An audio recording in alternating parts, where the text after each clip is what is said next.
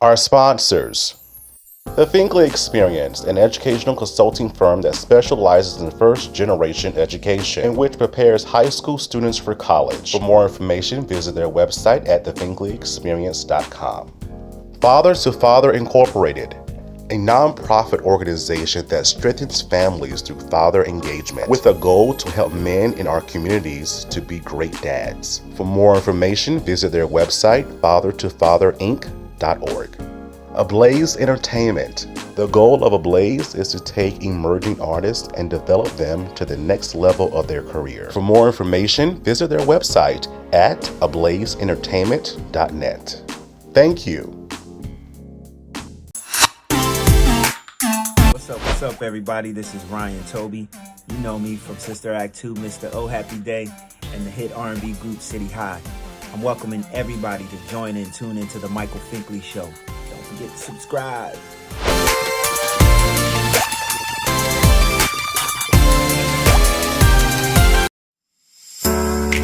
Hello everybody, it's Finkley from the Finkley Experience. We're an educational consulting firm that specializes in first-generation education. So we assist students with their college and career endeavors.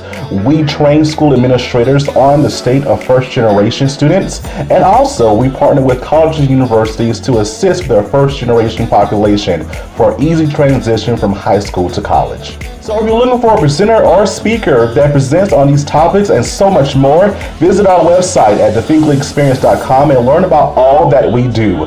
We're looking forward to working with you. Next, Michael Finkley, music at its best. Musical artist MYEA is here, and she talks about her single and her time in the industry. Don't miss it. Next, Finkley.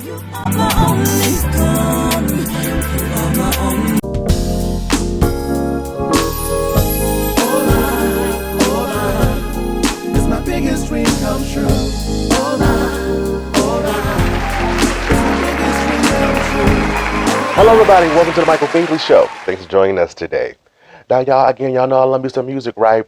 And I am just so still excited that I was able to sing and write the theme song for this season, season 5 for the Michael Finkley Show, entitled Biggest Dream Come True, because this still is my biggest dream come true. Oh my gosh, I'm still basking in that.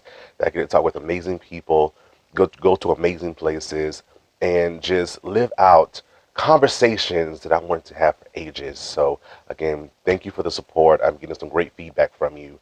And also too, we're working on a music video for this, so soon to come, and you all will have all that information as well. So thank you again for allowing me to live out my biggest dream. You guys rock. Think fam, you rock. Thank you so much. And again, talking of music, I have this incredible artist with us today.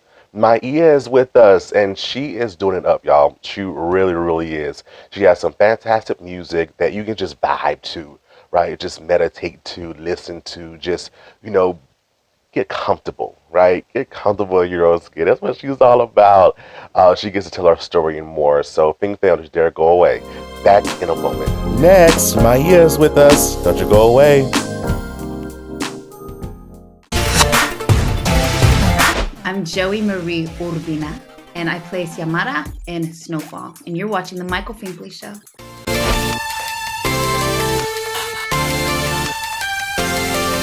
Next, Michael Finkley, entrepreneur Virgil Wilson stops by. Next, Finkley.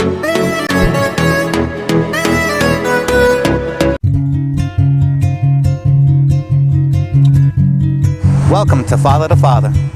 The mission of Father to Father Charleston, South Carolina is to help fathers in the Low Country area of South Carolina to be a positive and consistent presence in their children's lives. Father to Father provides community-based programs and support groups for fathers free of charge. They also help fathers connect to other resources they need so they can meet their responsibilities and secure their parental rights. Father to Father offers job coaching and employment connections that benefit fathers. Father to Father is a resource for local organizations that want to provide family support and father-friendly services. If this program is a fit for you, visit our location in North Charleston, South Carolina, and meet our friendly staff here to help and assist. Or visit our website at fathertofatherinc.org.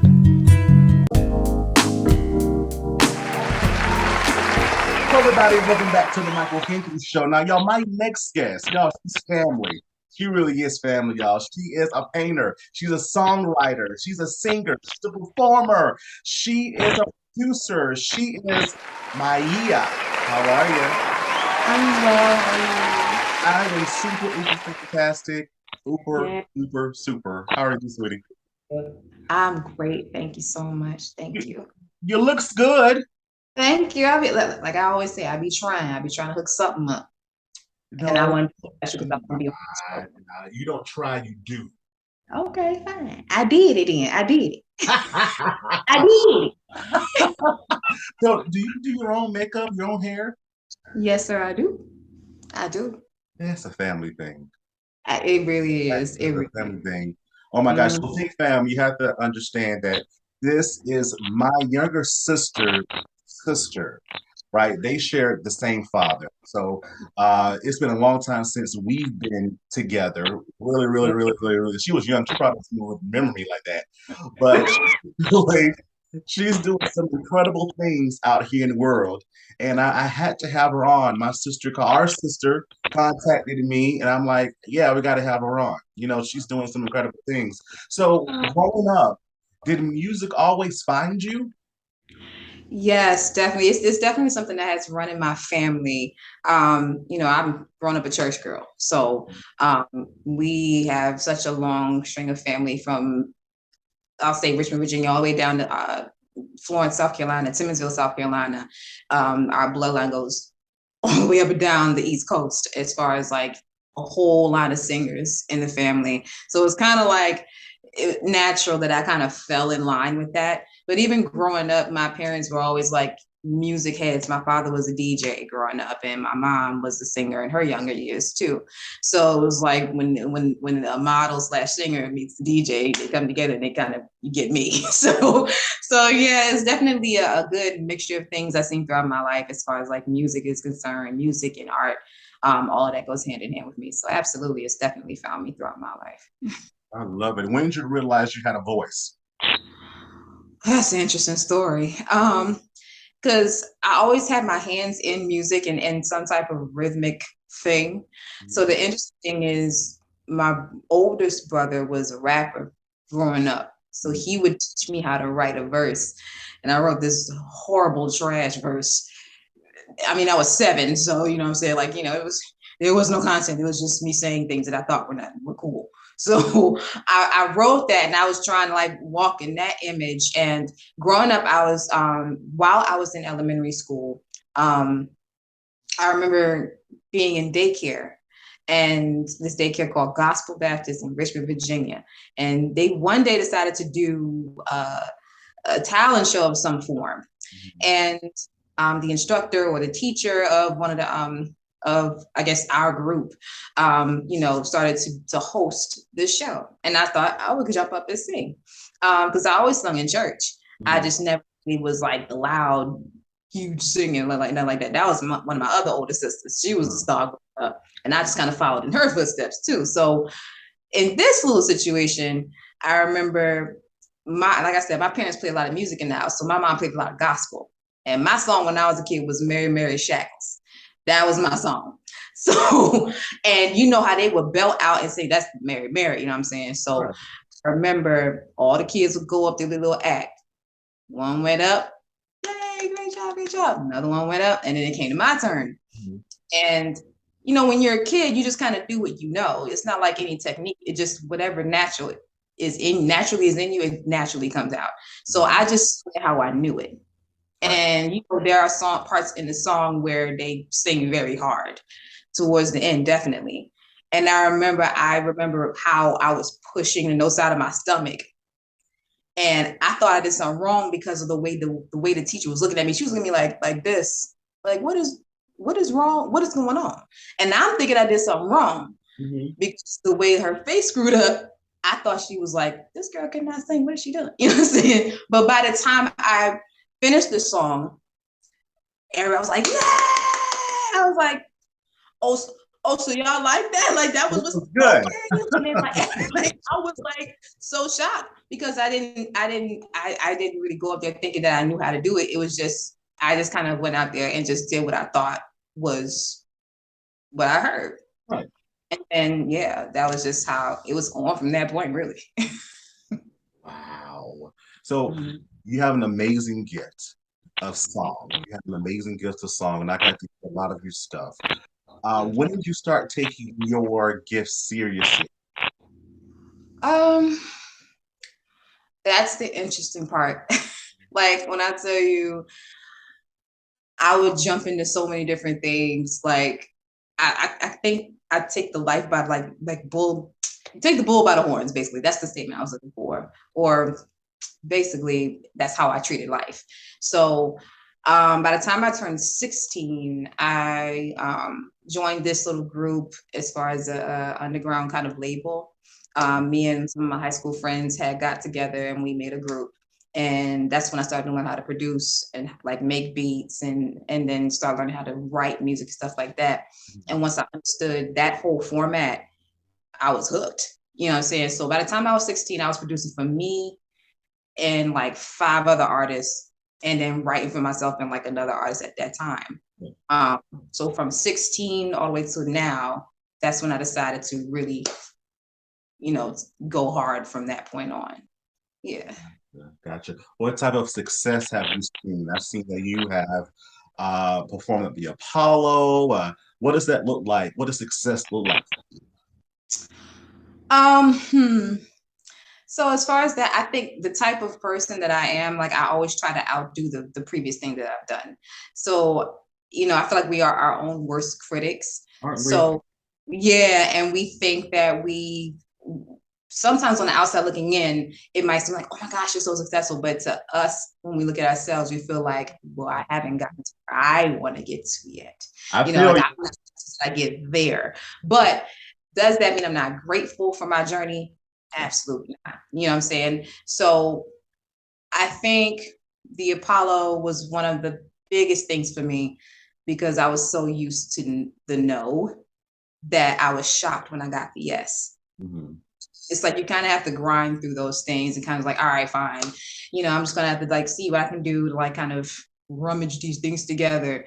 And I think once I ended up there, it was a really real moment for me because it's one thing to watch it from your TV at home, but then to be there in person and stand in the same space as people you looked up to growing up.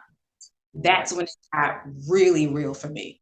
And I was like, yo, this is happening. Okay. And there was a lot of times where I was like, I can't do this. I can't do this. I can't do this. And it was my turn. I was like, you know what?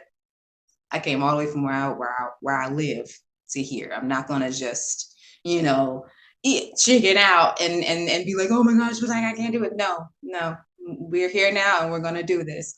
And I did it scared as F, but I'm glad that I at least pushed myself through those moments because I had no idea how that was gonna turn out. So yeah. And look, I'm so glad you said, you were scared because, especially, growing up as a Christian in Christian households, we always hear God didn't give the spirit of fear, and he didn't. But as human beings, we do get scared, right? But we have to acknowledge it and just work our way through it. And that's working through the scaredom. Exactly. So I definitely understand that. I definitely understand where you're coming from with that.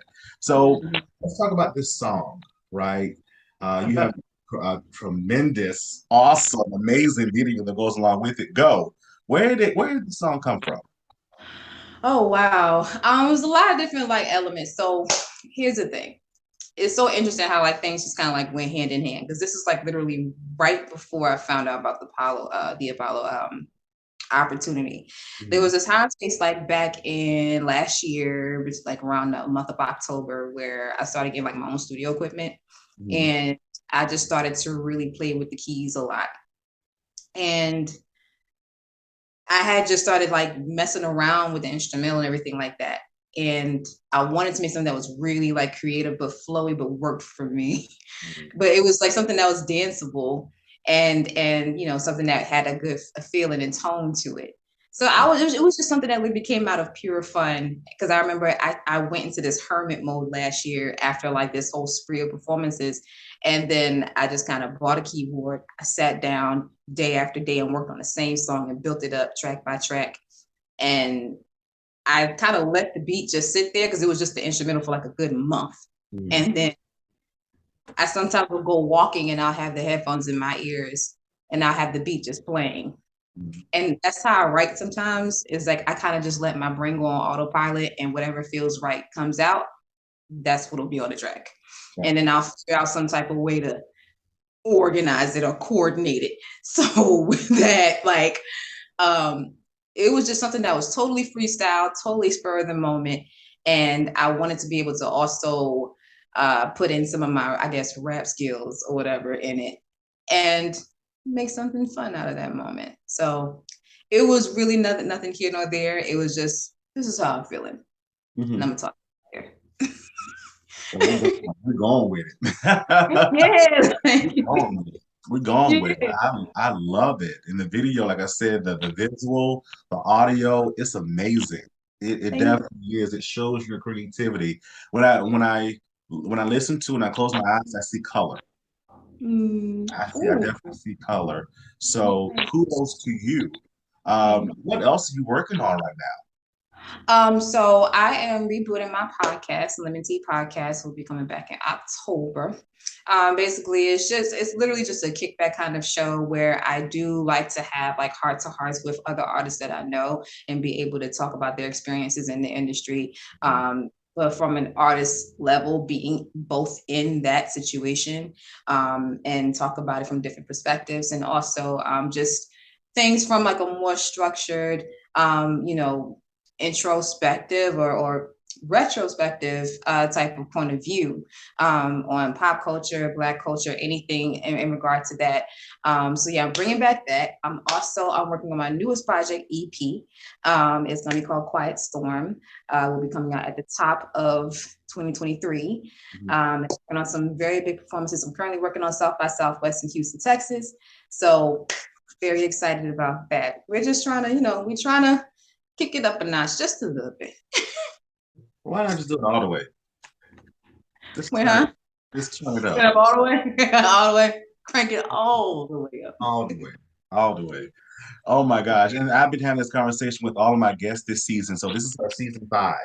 And season 5 talks about dreams. So I was able to get to this point, number one, and then also to write my own theme song and sing it. Talking about dreams coming true, what is your next biggest dream? My next biggest dream. Okay, so I think the first thing was the Apollo, to be able to see that was possible. Now, my next biggest thing is trying to get to the broadcast level, like as far as BET, MTV, and VH1. I think that's like when I'm able to step into that new realm where it's like, okay, you thought that was real. Now watch this, So I feel like once I step into that mold and then I finally get the music to the degree where it's like finally reaching, not so much as far as the fame part, but as far as it resonates with people that really people resonate with it. They connect with it and they feel it on a certain level. Just like when you said, like when you close your eyes, you saw color. To me, that's a connection and you felt something real from it. And I want to create more moments like that with people on a broader level. So that would be the next step for me, and also being able to get to that national aspect of it in a consistent way. I love it. Come on. You already got the talent. We just need to do it. The know-how is going to come. It's going to come, sweetie. It's definitely going to come. How can the fam find you on social media and follow you and listen to your music? All right, so everything on music and streaming platforms, you find me MYEA. That's all you gotta do. It'll pop right up. Instagram, Twitter is the MYEA, TheeMYEA, just the MYEA, and that's how you find me everywhere else. My YouTube is I Am MYEA, and yeah, as long as you put in that MYEA, MYEA, I should pop right up for you. All right, Pink Fam, you heard it here. She is MYEA. Thank you for being with us, sis. Thank you for having me. Blessings always. Always. Pink Fam, always.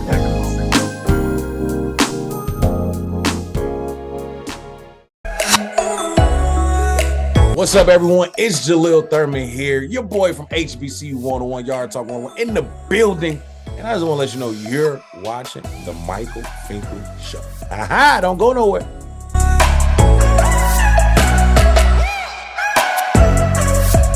CTR Media Network was created for today's podcasters. We provide a safe haven for content creators that are everyday people doing extraordinary things. We have a system of positioning, monetization training, coaching, and support for our podcasters' success. CTR Media Network simply bridges that gap with a level playing field for your dreams to come true cost effectively. Our team provides a premium service and experience for our podcasters to grow. CTR Media Network provides access, support, resources, coaching, and community for our podcasters to win, if you put in the work. We believe that we are living in a unique time which requires you to share your message of hope with millions of people around the world. Remember that the world is never too saturated for you, your voice and message. A platform for positive, impactful media where the content creators are in the driver's seat. Visit our website today by going to www.ctrmedianetwork.com. This is comedian Eric Escobar, the Mexipino millennial, and you are watching Gold right now. You know why? Because you're watching The Michael Finkley Show. Stay tuned.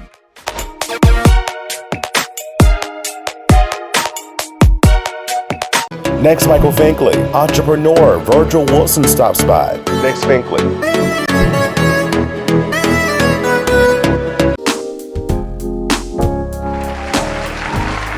Hello, everybody. Welcome back to the Michael Finkley Show. I hope that you were entertained, informed, and inspired by this amazing interview.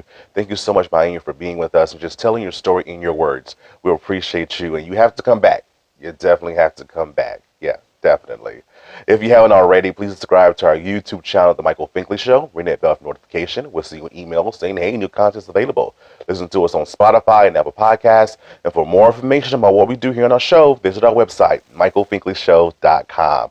Of course, again, we're on U42. We're on RokuTV and also on Amazon Music. So check us out there. Thank you so much for watching. And always, pursue your dreams. Pursue your dreams. Thank you, Fink Fam. Have a good one.